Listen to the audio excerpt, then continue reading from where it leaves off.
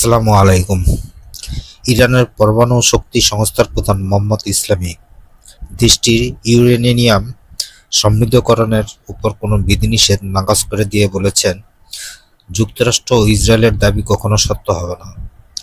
আর তিনি এই দাবিটি উত্থাপন করেছেন যুক্তরাষ্ট্র ও ইরানের মধ্যে পাকিস্তানে যে আলোচনা হবে তার আগে। তিনি বলেন, ইরানের সমৃদ্ধকরণ কর্মসূচিকে সীমিত করার জন্য আমেরিকা ও ইসরায়েলের অর্থাৎ আমাদের শত্রুদের দাবি ও দাবিগুলো নিছক ইচ্ছা যা সমাহিত করা হবে। মোহাম্মদ ইসলামী ইরানের ইসনা নিউজ এজেন্সির সাথে এই কথা বলেন। পাকিস্তানের মধ্যস্থতায় ইরান ও মার্কিন যুক্তরাষ্ট্রের মধ্যে সপ্তাহের শেষে অনুষ্ঠিত হতে যাওয়া আলোচনার সময় তার এই মন্তব্য এসেছে। ইসরায়েলের প্রধানমন্ত্রী বেনিয়ামিন নেতানিয়াহু দীর্ঘদিনের দুর্নীতির বিচার রবিবার আবার শুরু হবে।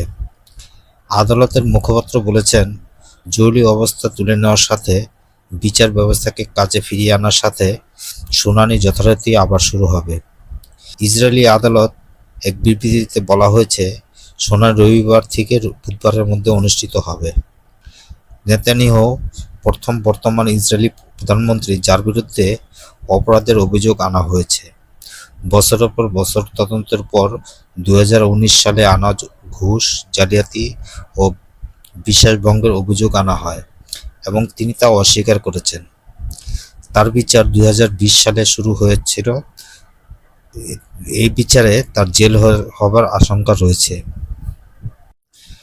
লেবাননের সরকার ইসরায়েলের সঙ্গে সরাসরি আলোচনার আহ্বান জানিয়েছেন। হিজবুল্লাহ সর্বদা বলেছে তারা ইসরায়েলের সাথে আলোচনা করবে না, অবশ্যই হামলা প্রতি হামলার সময় নয়। তাই হিজবুল্লাহ সিদ্ধান্ত অনুযায়ী আলোচনায় তারা অন্তর্ভুক্ত হবে না।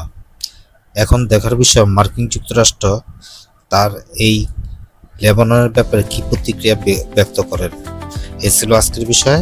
সবার ভালো থাকা প্রত্যাশা করে বিদায় নিচ্ছি। আল্লাহ হাফেজ।